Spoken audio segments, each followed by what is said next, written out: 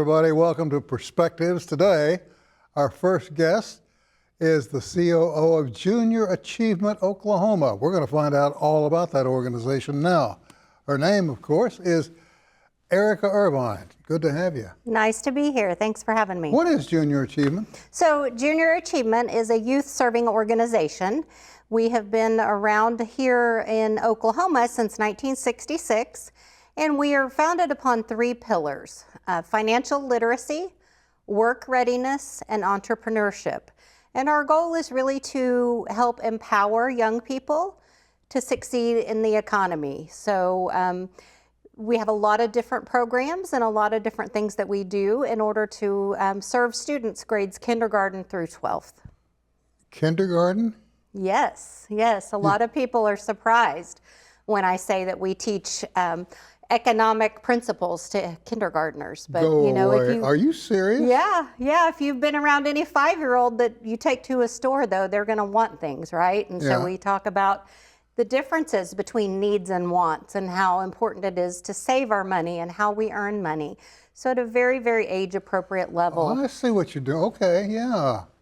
How long has it been around, Junior Achievement? Since 1966 here in Oklahoma. Nationally since 1919. No kidding. Gosh, I guess you guys have built quite a track record. We have. We are one of the largest organizations that's dedicated to financial literacy, work readiness, and entrepreneurship, and really pride ourselves on some external evaluations that we have that really show that our programs are impactful to the students that we serve. Well, let me ask you this. At what point, you mentioned 3 or 4 groups, age groups. Which group do you start to hear the more serious questions from? Well, I think as we move up through the grade levels, you know, their ability to understand economic principles, of course, increases. Mm-hmm. So at the high school level, our biggest impact program currently is called JA Finance Park, and it is a program designed to help students really have the financial literacy skills that they need to go out into adulthood and to think about, you know, what their future is going to look like and start to learn concepts like budgeting and how to earn money and why you have to pay taxes and credit scores and those kinds of things. That program has really grown in the last few years. So our state legislature introduced a bill in starting with the graduating class of 2014 that said every student in Oklahoma had to have financial literacy education prior to graduation. Good. And so that bill has been in effect since that time and has actually undergone some changes that'll go into effect for the 25-26 school year that Junior Achievement is monitoring and on top of, and I think just to make it even better. How long have you been with them? So I've been with Junior Achievement for 26 years. No kidding. In a number of different roles, but I think that speaks volumes to the caliber of our organization. We actually have a long tenured staff. My boss, the statewide president, has also been there that same length of time, and we have some other very tenured employees that I think, again, speaks to the volume and the quality of our organization. I want to get a plug in here because anytime I have a chance to plug Booker T, I do it. Okay. You're a BT graduate. I am. Booker T Washington graduate. So it's good to have you here. Well, I'm glad to be here, a proud Hornet. And not only am I a graduate, but both of my kids are graduates. Are they really? Yeah. So keeping it in the family. It's a great school.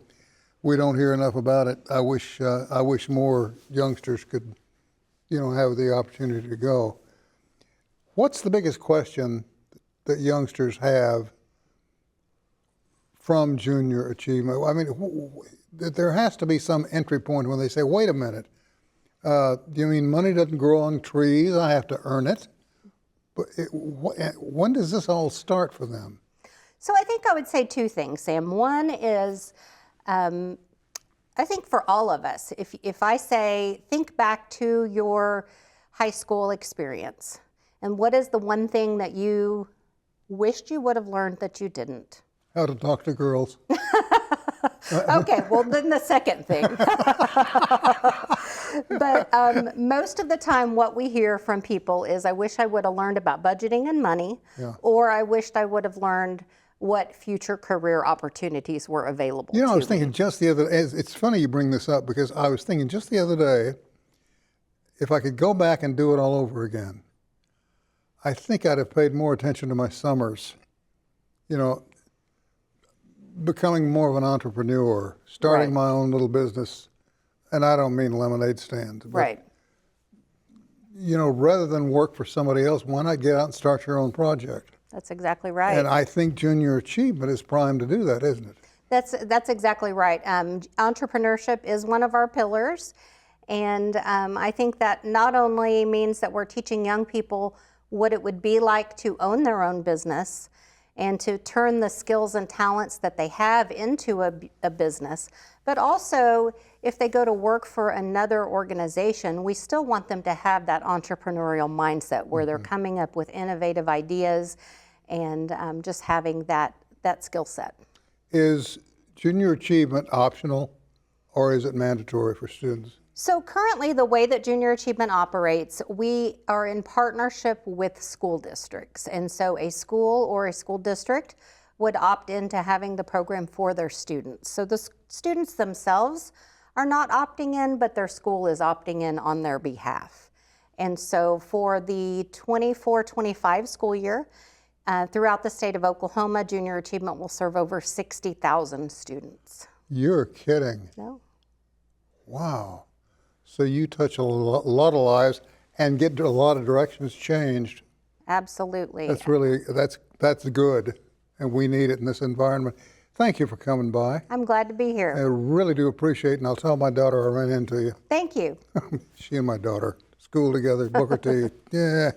Anyway, we'll be taking a short break and come back with more right after this.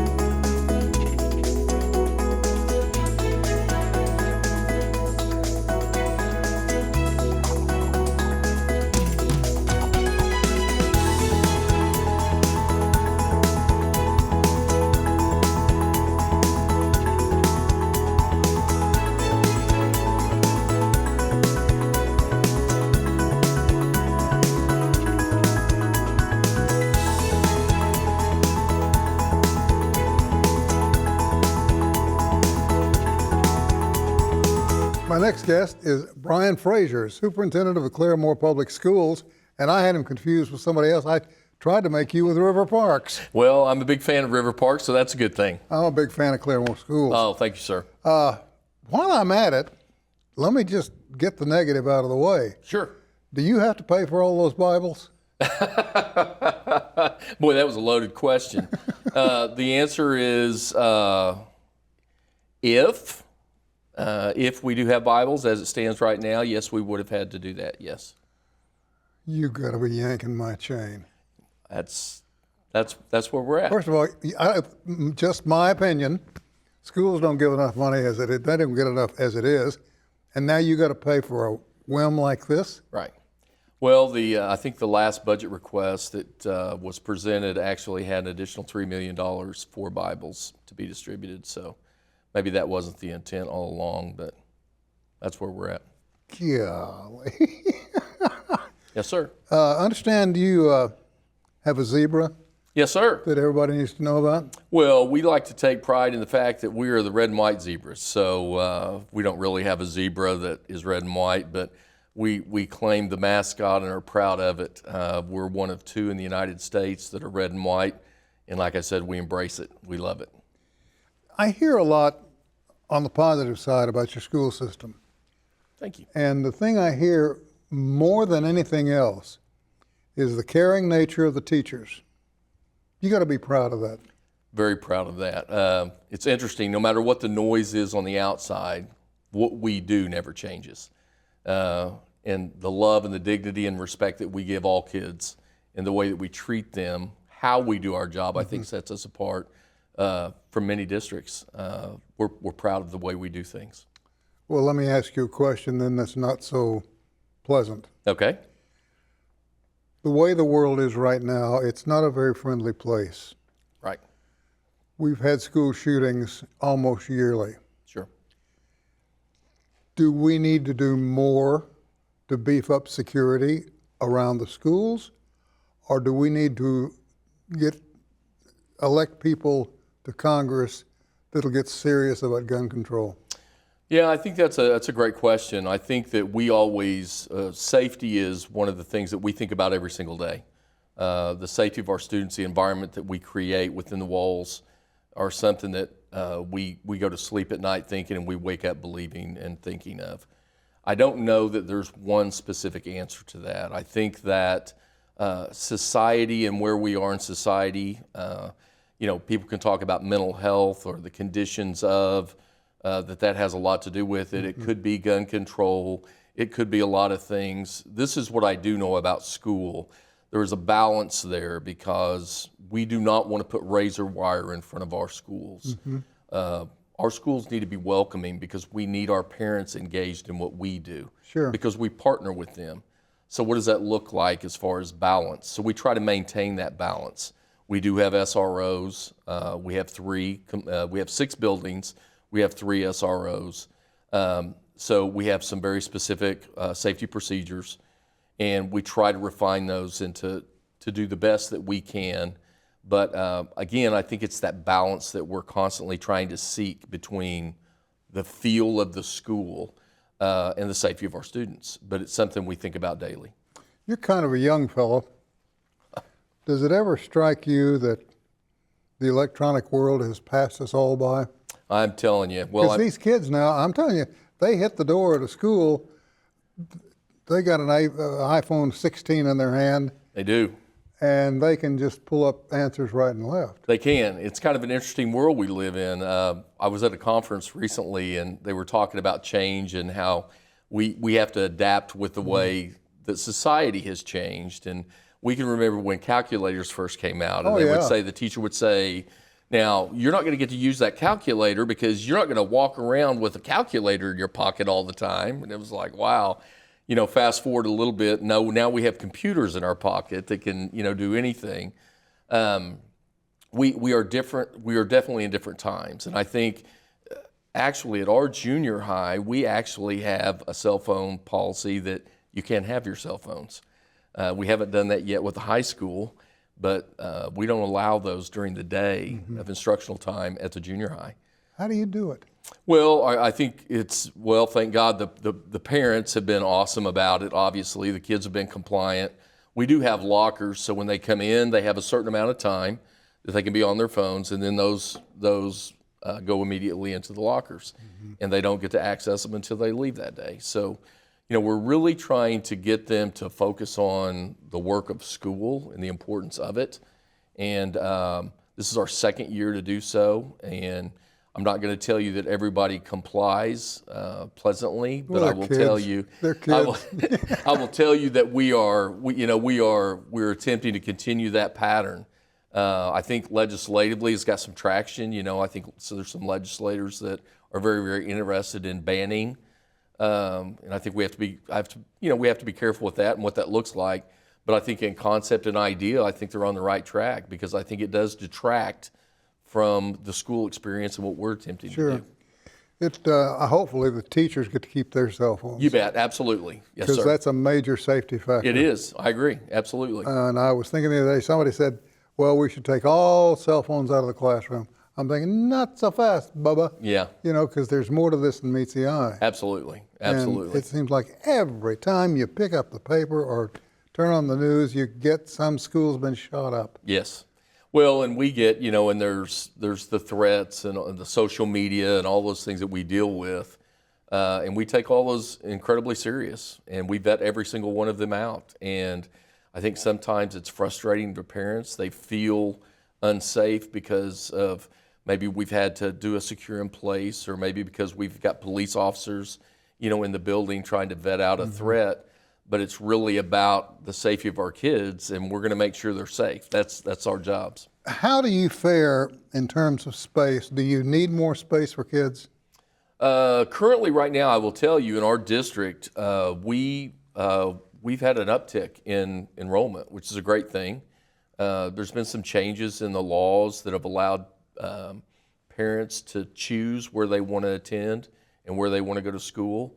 Fortunately, Claremore Public Schools is a place that people want to be.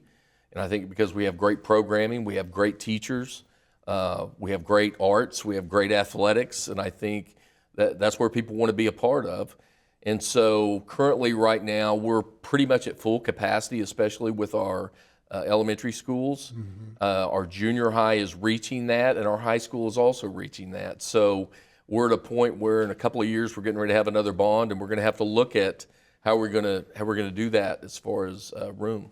Beat the drum softly and then much louder as we get closer. That's exactly right. Yes, sir. Oh, wow. Hey, listen, I want to thank you for coming by. Absolutely. And keep us posted on the growth factor, We'll do that. because I got a feeling more people are going to take a look at Claremore and say, that's where I want my kids to I hope grow so. up, you know?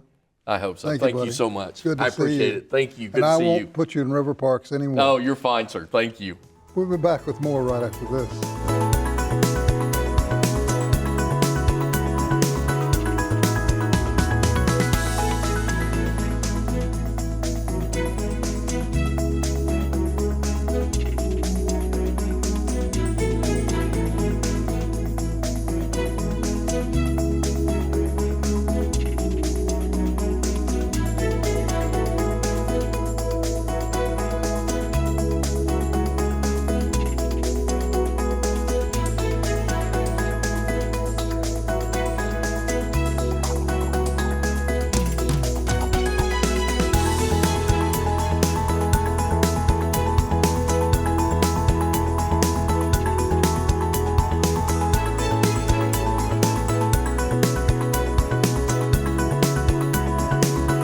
Our final guest today is Ryan Howell. He's here to talk about Zico Oktoberfest. Yeah, Zico is a sponsor. they are. They're new this year, our title sponsor coming on board. They've actually been with Oktoberfest for a number of years, sponsoring the Zico Family Free Friday, where you could get in for free from, your whole family can get in for free from 11 to 4 every Friday.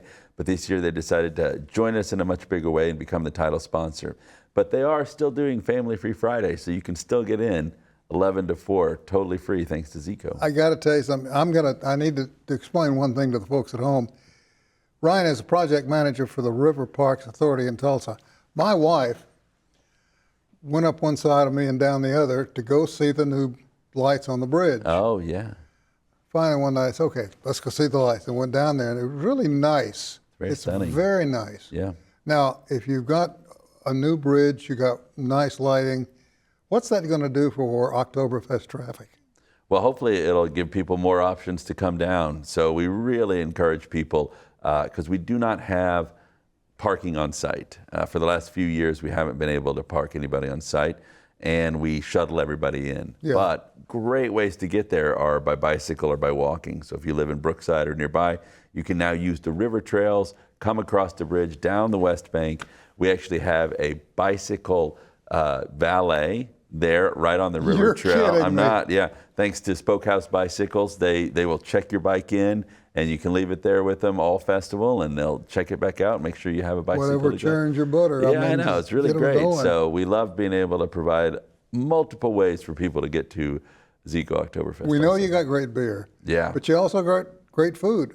We do. I mean, if you're a big fan of German food, you know, we have a wonderful selection. Yeah, we have a wonderful selection. So, you know, we have Siggy's Sausages comes out, the worst. The German American Society sets up a booth, and they're selling all the potato salad and potato pancakes Oh, man. and bratwurst you can handle. And so, I mean, we have something like 40 different food vendors out there, 100 different beers on tap. Wow. It's quite incredible culinary experience. Do they have to-go boxes? Yeah, I'm sure everybody. Yeah, Excellent. You can take your food out, but you can't take your beer No, out. not the We beer, don't but have the to-go food. beers. You know, if you want lunch for tomorrow, Yeah, You can take definitely it with you. stock up. whose idea was it to essentially light the bridge? So that came part of the design team, that when we were going through the process of figuring out how to make that the most stunning bridge it could be, the design team proposed the LED lights that you see on it. And those LED lights, interesting fact, are programmable so that we can change the color of the lights, depending on the season. So we can have Christmas theme or 4th of July theme, green for, Irish festivals and all sorts of stuff. So it is quite stunning, and we can program it so that it's interactive, so that it is moving lights and not You're just kidding. a steady gaze. Yeah. So That's really very nice. yeah, we'll be able to change the look of that bridge regularly. This stretch of the Arkansas River from here up past Sand Springs has a lot of historical significance. In fact, Stan Wade's troops came across the river, and the tracks are still in the rock back when it was mud. Yeah. And folks can go up there and see it anytime they want to. But we had Confederate troops come through. In fact, we had both sides. They'd come through one way and come through another way. Yeah. And then now we've got Oktoberfest. Yeah. I mean, man, the river's getting a lot of play. It really is. And now that we have, our new zinc dam in place, and the lake is going to be able to be activated more than it ever has before in the past. I mean, if people have been down to Austin and seen Lady Bird Lake in Austin, and they've seen people out there rowing and kayaking and paddleboarding and engaging with the lake on a daily basis, that's coming to Tulsa. And so, I mean, it's here now, and it's just a wonderful resource that we're able to tap into. Well, while I'm on it, what are the hours or there may not be any specific hours, but I'll ask the dumb question anyway. What are the hours for kayaking in that one area where the spillway is? Oh, so those are, it is open from 9 a.m. to dusk every single day, unless we are closed for maintenance. And we recommend people check them out, the social media pages for the Tulsa Wave Park or Zinc Park or River Parks for those updates, because we do have to close it occasionally there's actually gates inside that move up and down, and we just need to, maintain them every once in a while, so we have to temporarily close down. Go out and get a little debris out. Yeah, every once in a while debris floats down in there, we have to clean it out. So. Can people fish off that bridge? No, you cannot. Okay. Yeah, you can fish underneath the dam, like far away from it, or you can fish in the lake, but you can't fish off of the bridge. Off of the bridge. Yeah, I wondered, it looks so clean and neat, man. I thought they wouldn't dare. No, but the fishermen have found really good fishing below the dam. Any idea how old our Oktoberfest is here? This is our 45th year of Tulsa Oktoberfest. Yeah, we started back in 1979, and it's our 45th year of operation. So, Still growing. Yeah, it is growing every year. Every year we try to make it a little bit bigger, a little bit better. And this year, you just put a show up of one of the tents, or that's the glockenspiel. But one of our tents this year is the beer garden tent. And right now in America, it is the largest freestanding tent. You're kidding. It is the largest tent in America right now, and it'll be at Tulsa's Oktoberfest. I got to come see that. Yeah, it is. That tent right there, that's that screenshot. It is like 250 feet by like 250 feet. And it is like 4 football fields of a tent. Man could hold a real serious revival in that thing too, couldn't he? We sure could. But we're gonna play polka music instead. Have a beer and get next to Jesus. Sure will. Hey, thanks for coming by. It's been I wonderful. love the lederhosen. Thank you. Yeah, appreciate it. And we encourage everybody that comes out to Tulsa Oktoberfest to grab some Trockton, the traditional lederhosen or the dirndl. We'll sell it on site this year, so you can pick up a costume and get involved in the festivities. Really? Yeah. What's typical for women? It's called a dirndl, and it's a dress that usually goes down to below the knees. Some of the Halloween costume ones are a little shorter, but the dirndls are a more traditional dress for. Thanks for coming by. Yeah. I'll be out hitting on that potato salad, partner. Yeah, you bet. Woo! Anyway, thank you. That's all the time we have for this get-together. Thank you for joining us, and we'll see you back here next time.